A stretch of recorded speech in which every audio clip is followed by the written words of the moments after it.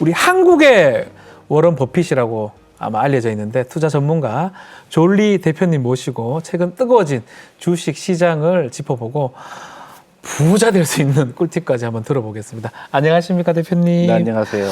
코로나19 때문에 이 주식 시장이 폭락하면서 동학 개미 운동이 좀 벌어진 것 같고 이 과거와 달리 뭐 여성이나 또 젊은 2030 세대에서 주식 자산 비중 높아지는 것 같거든요.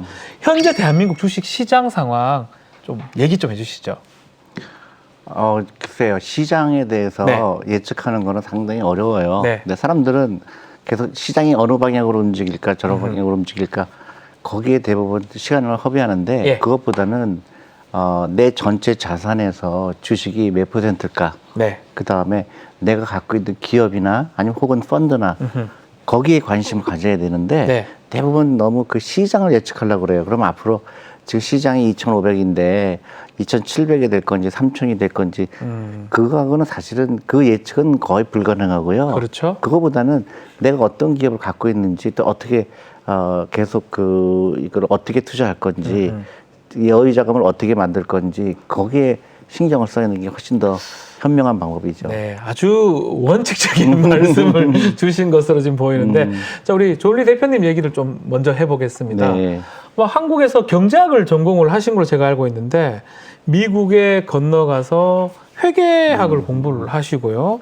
한국 투자 펀드인 코리아 펀드를 운영하면서 전문가로 이름을 이제 알렸는데 2013년에 한국에 다시 돌아와서 이 자산운용사 CEO도 하시고 이 미국에서 경험한 게 가장 큰 도움이 된 겁니까? 지금 하시는 네. 일하고? 저는 그런 면에서 굉장히 럭키한 거죠. 운이 좋았죠. 운이 좋았다. 네. 예.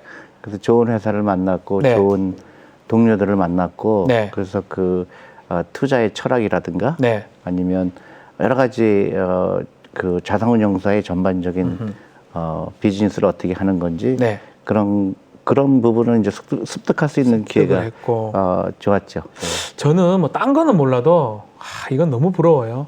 SK텔레콤하고 삼성전자 주식 90년대 초에 그걸 갖고 계셔가지고 쭉 갖고 있었다고. 네, 이게 뭐, 10년 네. 만에 지금 각각 140배, 70배 수익을 올렸다. 이거는 뭐 참 많은 분들이 부러워할 것 같은데요. 근데 사실은 앞으로도 계속 일어날 수 있는 일들이죠. 아, 그렇습니까? 네, 그럼요. 네. 그러니까 주식은 계속 새로운 기업이 나올 거고 네. 또 꾸준하게 투자가 돼 있고 네. 그리고 계속 그런 기업을 찾으려고 하는 노력이 있으면 다 가능한 얘기죠. 근데 이제 가장 우리 대표님이 주식 투자의 어떤 비법이 성장 가능한 기업을 보는 안목이 있어야 된다. 그 말을 해요. 저도 그 정도는 얘기를 할 수 있을 것 같아요. 성장 가능성 안목만 있으면 주식 잘 벌 거다. 근데 그걸 어떻게 봅니까? 시각을 어떻게 길어냅니까? 그거를? 아니죠. 그거를 이제 나는 모를 거라고 미리 생각을 해요. 네. 그게 아니고 우리 주위에 있는 거죠. SK텔레콤 말씀하셨으니까 네. 제가 얘기하지만 그 당시에 지극히 상식적인 사람은 다 SK텔레콤이 돈을 잘 벌 수 있다고 판단하는 건 그렇게 어렵지 않죠. 그 당시에 핸드폰이 처음 나왔고 그 당시 기억하시겠지만 막 그렇게 뭐 컸잖아요. 벽돌만한 휴대전화. 그리고 예. 그게 점점 소형화될 거라는 예. 거는 다 예측이 가능하죠. 그다음에 뭐 그렇습니다. 편리하게 되면 네. 사람들이 이제 길거리 다니면서도 네. 전화를 하는 게 그런 시대가 열릴 네. 거라는 거는 누구나 다 알 수가 있는 거죠. 네. 근데 그런 것을 예측하는 거는 그렇게 어렵지 않고 네. 다만 이제 투자라는 거는 길게 투자하는 그런 현명함이 필요하죠. 네. 그래서 SK텔레콤도 갑자기 올라간 건 아니고요. 뭐 6만 원에 갔다가 다시 5만 원에 갔다가 4만 원도 갔다가 왔다 갔다 하다가? 그럼요. 7만 원도 갔다가 이제 어느 선수가 10만 원이 넘고 네. 10만 원에서 또 한 1년 2년 가지다가 또 3만 원 되고 4만 원 되고 하다가 이게 언제 이렇게 됐지? 그렇게 되는 거거든요. 네. 그러니까 너무나 많은 사람들이 주식 투자하면 골치를 아파하고요. 골치 아픈 게 아니라 나한테 희망을 주는 거거든요. 주식은. 그러니까 그렇죠. 내가 이 주식을 내가 오늘 쓸데없이 소비하는 대신에 그 돈으로 주식 투자했을 때는 해서? 이게 10년, 20년 후에 예. 나한테 큰 경제적 자유를 줄 것이라는 그런 아하. 희망이 주는 거거든요. 예. 그런 그렇게 마음을 가져야 된다.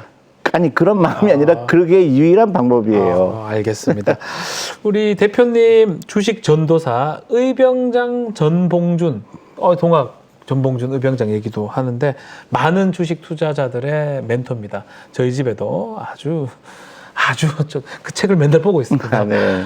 얘기도 강의도 막 맨날 보고 있고 네, 네. 한 분이 계시긴 한데 평소 돈이 일하게 하라라는 말씀도 많이 하시는데 근데 얼핏 들으면 투자는 부자들만 해야 되는 거 아니냐 이런 생각 들기도 하고 아니죠. 돈이 일하게 하라 이건 무슨 말입니까? 그러니까 내가 부자가 되고 싶잖아요.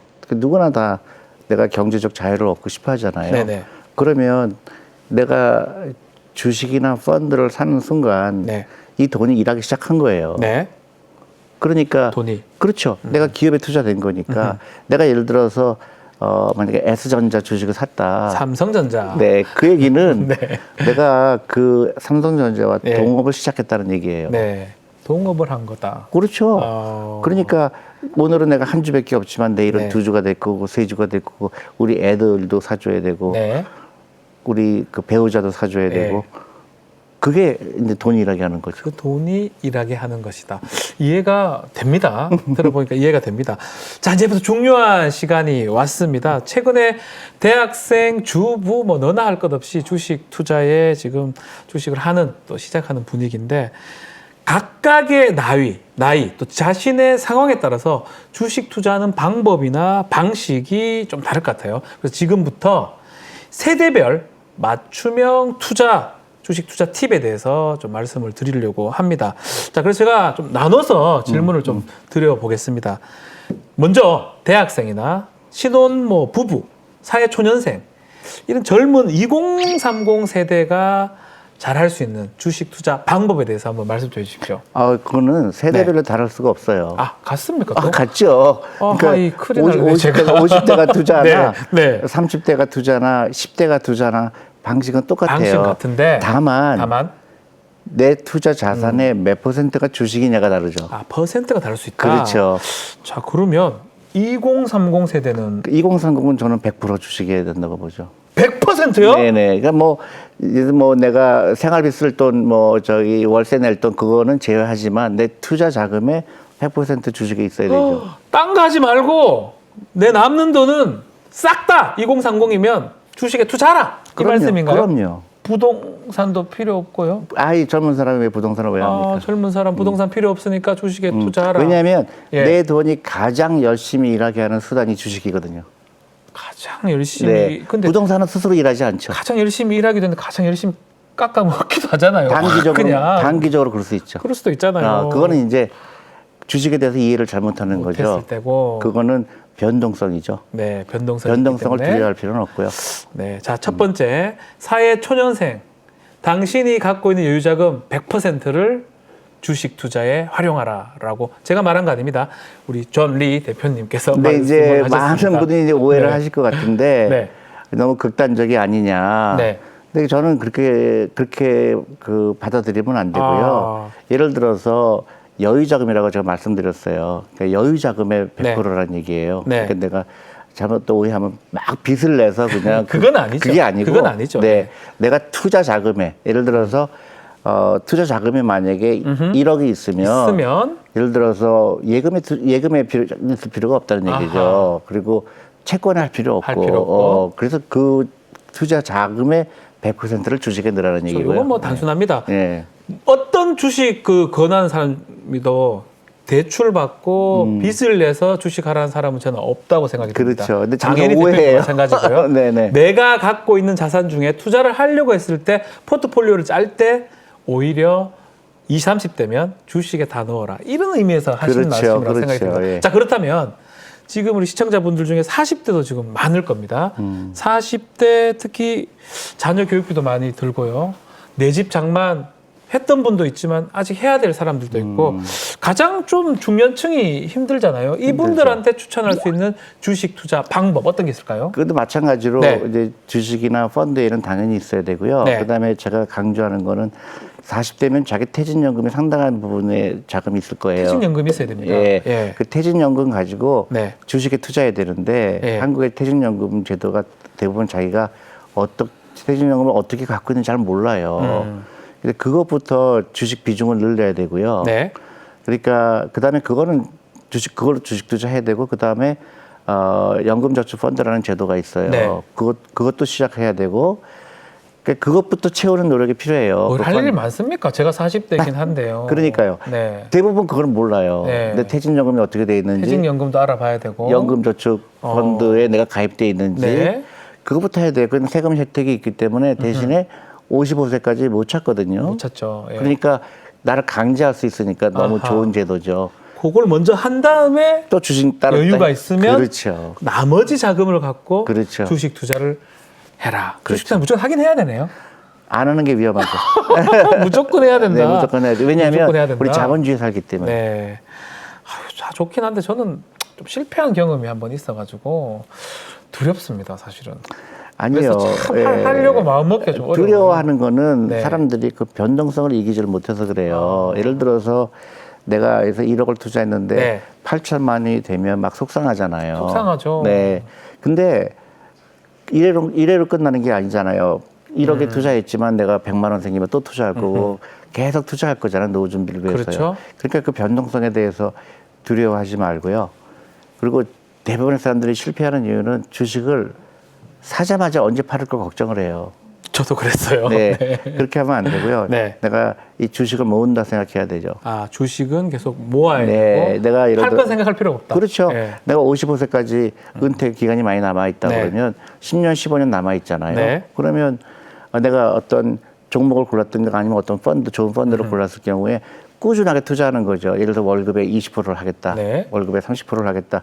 그리고 55세 때 보자. 예를 들어 지금 내가 어떤 펀드나 주식을 갖고 있었을 때 오늘부터 시작했다고 가정하면 네. 오늘 내가 10주가 있다. 그다음에 1년이 지나니까 100주가 돼 있고요. 또 500주, 1000주가 돼 있고 근데 55세가 됐을 때 보니까 만주가 돼 있잖아요. 그 곱하기 그 당시 주식 가격 곱하면 내가 이렇게 부자가 됐구나 그때 느끼게 되는 거죠. 실제로 제가 뭐 지금 대표님 말씀 듣고 그런 생각 드는 게 제가 그때 투자했던 종목 지금 보면 장기적으로 봤을 때는 이익이 됐을 건데 그걸 못 참고 몇 년 만에 그때 했던 그 기억이 나거든요. 근데 지금 말씀 들으면 오랫동안 좀 장기적 안목으로 투자를 하는 게 방법이다라고 말씀을 주신 거로 생각이 듭니다. 자, 그러면 은퇴를 좀 앞두고 있는 그리고 자녀들이 뭐 결혼을 하거나 뭐 50대 후반의 중장년층, 60대 그분들의 주식 투자 방법은 어떤 게 있을까요? 마찬가지로 네. 연금저축펀드를 이용하라고 얘기하고 네. 싶고요. 연금저축펀드는 네. 이분들한테도 필요합니다. 네. 그리고 또 하나는 100세 시대잖아요. 네. 그러니까 생각이 달라져야 돼요. 아, 그러니까 자녀들한테 쓰던 돈을 옛날처럼 무조건 나는 자녀들한테 집을 사줘야 되겠다든가 아니면 자녀들한테 결혼 자금을 대준다든가 이제 그건 아니에요. 아하. 그러니까 지금부터는 자녀들한테도 이걸 가르쳐 줘야 되죠. 자녀들한테 주식하는 방법이나 이런 부분에 대해서 그렇죠. 알려줘야 된다. 그렇죠. 예. 이게 온 가족이 같이 해야 되는 거예요. 다 해야 됩니까? 다 해야죠. 배우자도 따로 해야 되죠.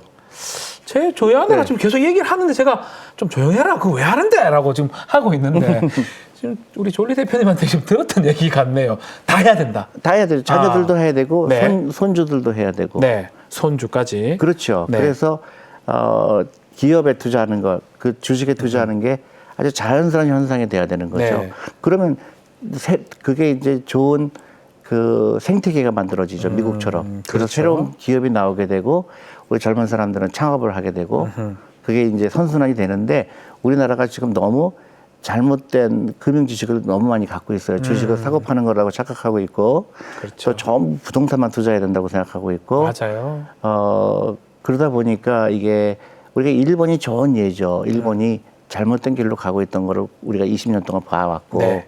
우리나라는 이제 그 투자하는 게 즐거운 시대가 와 있고 네. 그다음에 우리나라는요. 그 아시다시피 전 세계에서 가장 경쟁력 있는 나라 중에 하나예요. 근데 우리가 스스로 너무 우리를 비하해요.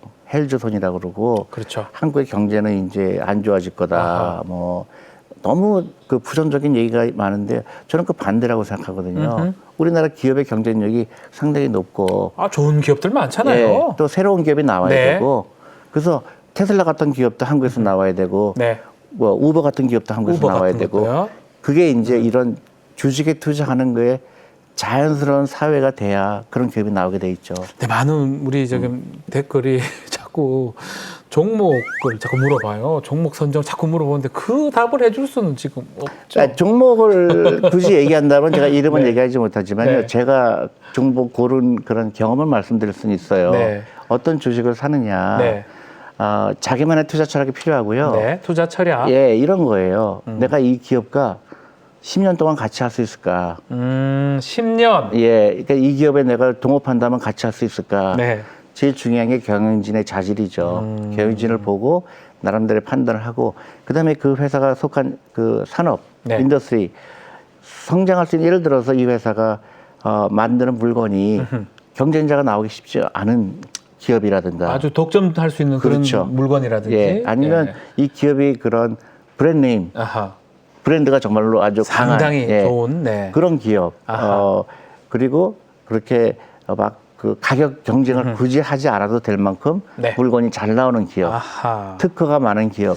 이렇게 해서 몇몇 기업들이 떠올라요. 떠오르죠. 저는 그런 기업을 선택을 꾸준하게 해라. 투자하면 돼요. 그런 종목을 10년간 내가 보고 투자를 하라. 그렇죠. 자, 세대별로 마지막으로 60대, 70대 이제 은퇴를 앞두고 있는 노후를 설계를 해야 되는 분들, 이런 분들의 주식 투자 방법 또 어떤 게 있을까요? 똑같습니까? 예, 똑같은데 예를 들어 아하. 이제 보통 미국에서 쓰는 그 방법이 있어요. 네. 이게 이제 그 100에서 자기 나이를 빼는 겁니다. 100에서 자기 나이를 빼서 네, 그게 주식 비중이에요. 잠깐만요. 아, 그래요? 네, 저 55% 해야 됩니까? 그렇죠. 이거 많이 해야 되는데. 근데 한국의 퇴직연금의 주식 네. 비중이요. 한국에서 안타깝게도 2%밖에 안 돼요. 60대면 한 3, 40%는 무조건 해야 당연하죠. 되겠네요. 당연하죠. 60대 40%, 네. 70대면 30%. 30% 그렇죠. 와, 너무 낮다는 거잖아요. 지금 주식 한국은 너무 비중이. 낮죠. 아니 너무 낮은 정도가 아니라 미미하다. 주식하면 안 된다고 어떤 분은 유언하고 돌아가셨더라고요. 주식 투자하지 말라고. 저는 유언장에 본 적 있어요. 한번. 아 그래요? 너무 자기가 실패했다고. 근데 결국은 그 실패한 이유는 본인이 단기적으로 하다 보니 그렇죠. 실패했던 예, 거잖아요. 예. 장기 투자를 하라는 말씀 계속 해 주십니다. 마찬가지로 노후를 설계하신 분들도 장기적으로 보고 자신의 나이에서 100의 자신을 빼서 그 정도는 주식 투자를 해라. 까지 정리를 해 주셨네요. 지금 계속 얘기를 하고 있지만 우리 대표님이 대한민국 병폐로 사교육을 좀 얘기를 하면서 아이들한테 주식 투자 관련된 교육을 적극적으로 해야 된다. 이 얘기를 좀 하는데 조금 불안하긴 해요. 이걸 아이들한테 중학생 아이, 초등학생 아이, 특히 고등학생 아이에 불러놓고 야, 너 주식 투자 좀 가르쳐줄까? 그 얘기하는 게 조금 그렇긴 한데요. 아니죠. 제가 네. 이제 많은 학부모님들한테 네. 물어봐요. 그 자녀들을 부자를 만들고 싶으냐? 네. 그러면 대부분 100%가 동의하죠. 우리 애가 부자 만들고 싶긴 하죠. 네. 그러면 부자 만드는 방법은 지금 그 본인의 아이가 받는 교육이 부자가 될 것 같으냐? 네. 그러면 다 고개를 갸우뚱하죠. 지금 할 수 없어서 옆집애가 하기 때문에 한다고는 대답이 대부분이거든요. 네. 그러면 우리 아이가 밤 12시까지 학원에서 국영수를 잘한다고 해서 이 아이가 부자가 될까? 국영수 잘했어요. 저 그러니까 잘하셨죠, 국영수.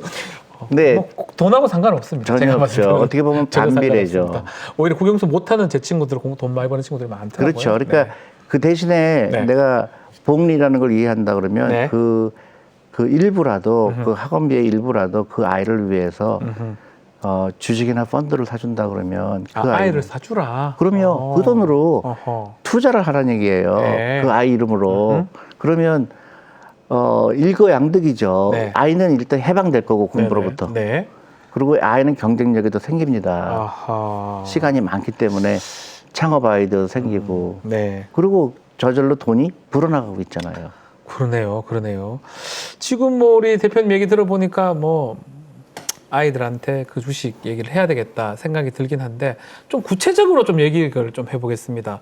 10년 정도를 보유해야 되겠다. 그 말씀은 대표님 지금 하셨는데 장기 투자의 중요성 어느 정도 딱 10년인지 그 이상도 되는지 그거 첫 번째 하고 예. 근데 하다가 보면 돈이 또 필요할 때도 있을 수 있잖아요. 목돈이 필요하거나 급전이 필요할 때 또 팔아야 될 때 그런 것들을 좀 봐야 될 것 같은데요. 그러니까 장기 투자라고 네. 그래서 무조건 뭐 사갖고서 눈 감고 오래 있으라는 얘기는 아니고요. 네네. 내가 처음에 이 주식을 살 때는 팔 이유가 없을 때까지 갖고 있는다는 생각으로 사요. 팔 이유가 없을 때까지 예. 살아. 그러니까 내가 이 기업이 잘 될 거라고 생각하니까 샀잖아요. 예. 근데 그거를 뭐 5년 있다 팔겠다, 10년 있다 팔겠다, 그건 아니에요. 이 회사가 돈을 잘 벌고 있으면 팔 이유가 없죠. 워런 버핏 같은 경우도 코카콜라 옛날에 샀지만 지금도 갖고 있잖아요. 지금도 갖고 있습니다. 예. 예. 그럼 마찬가지예요. 내가 투자한 기업이 계속 돈을 잘 벌고 있으면 팔 이유가 없어요. 삼성 거 많이 갖고 있습니까 아직까지? 그럼요. 네, 그렇죠. 네. 그리고 네. 근데 이제 예외 조항이 생기죠. 네, 조금 전에 예외가 말씀하신 것처럼 갑자기 몸이 아프든가, 돈이 필요할 네, 때 돈이 있을 수 필요하거나 있죠. 했을 때 네. 그때는 어쩔 수 없이 팔아야 되겠죠. 네. 그거는 어쩔 수가 없고 또 하나는 이제 세상이 변한 때죠. 네. 옛날에는 이제 좋은 예가 우리 자동차 같은 경우에 내연기관으로 움직이다가 지금 전부 전기로 바뀔 거잖아요. 전기차로 앞으로 수소 자동차, 전기 자동차 바뀌겠죠. 그렇죠. 네. 그러면 그 엔진에 관련된 많은 기업들은 어렵겠죠. 그렇죠. 그러면 내가 그런데 투자돼 있다가 이제는 그 세상이 바뀌었기 때문에 이런 데 투자하면 안 되겠구나 네. 생각을 하겠죠. 예를 들어서 우리가 이 핸드폰이 생기면서 많은 일본의 카메라 회사들이 네. 도산했잖아요. 다 망했어요. 네. 거의 다. 그러니까 카메라뿐만 아니라 뭐 그전에 뭐 삐삐라도 다 망했죠. 그렇죠. 뭐 근데 그런 이제 세상이 바뀌는 거에 대해서는 네. 근데 다시 그때 그게 부정적인 게 아니라 네. 바뀌지만 새로운 게 생겼잖아요. 플랫폼이라는 게 생겼고 그렇죠. 우버도 생겼고 에어비앤비도 생기잖아요. 네. 근데 그런 데 투자하는 거죠. 네. 근데 그럴 때 파는 거예요. 그럴 때. 그러니까 세상이 바뀌었기 때문에 내가 이제는 이쪽보다는 이쪽에 좋겠구나. 그리고 이제 경쟁력이 떨어지거나 아니면 경영진이 좀 마음에 안 들거나 그런 경우도 있을 수 있겠네요. 있죠. 예를 들어서 돈은 많이 벌었는데 갑자기 뭐 도덕적으로 뭐 문제가 생기거나 예, 아니면 그럴 수도 뭐 있고요. 횡령을 예, 하거나 뭐 예. 이런 일도 있을 그렇죠. 수 있으니까요. 예. 어느 정도 타이밍도 좀 잡을 수가 있을 것 같습니다. 또 요 얘기도 한번 해야 될 것 같아요. 지금 우리 동학 개미 군단 때문에 주식 시장에 올해 100조 원 이상이 유입됐다고 하는데 근데 문제는 이 개미 군단, 참 군단 개미 군단이니까 마음이 좀 아픈데 맞아요. 예.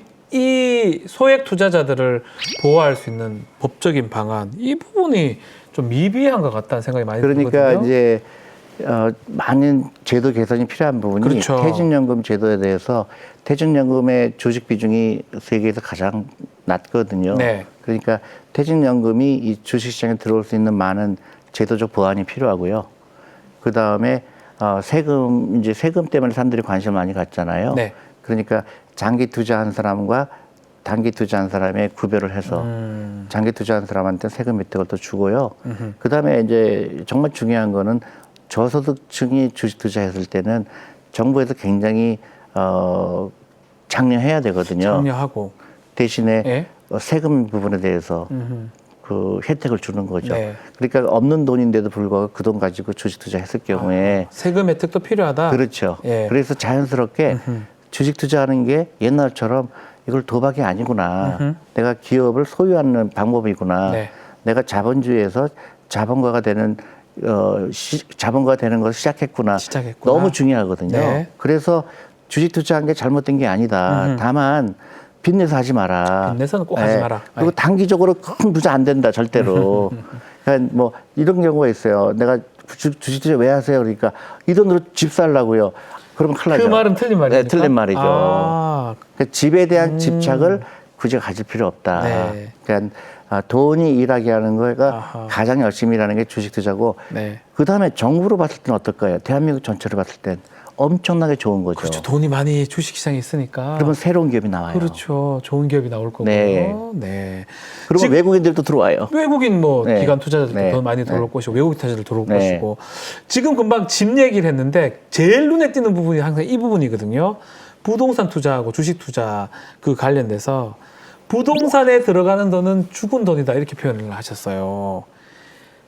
아유, 저는 부동산이 조금 더 낫다고 생각하는 부분이 없잖아 있는데. 근데 어떤 의미죠, 그게? 그것 때문에 이제 악플이 굉장히 네. 많아요. 이 부동산에 관한 얘기만 하면. 네. 근데 제가 그 말씀을 드리는 꼭 죽은 돈이라기보다도 네. 내가 만약에 내 돈이 일을 하게 해야 되잖아요. 네. 그러면 가장 열심히 일하게 하는 게 주식이라고 말씀드렸잖아요. 맞습니다. 근데 가장 열심히 일하게 시켜놓고 나서 그 돈으로 집을 사겠다는 거는 그때부터 일 안 시키겠다는 게 똑같거든요. 아, 그런 의미에서 집은 자체적으로 일을 하는 돈이 아니죠. 네. 내가 예를 들어서 50평짜리 집에 사는데 20년 기다렸더니 2,000평 되나요?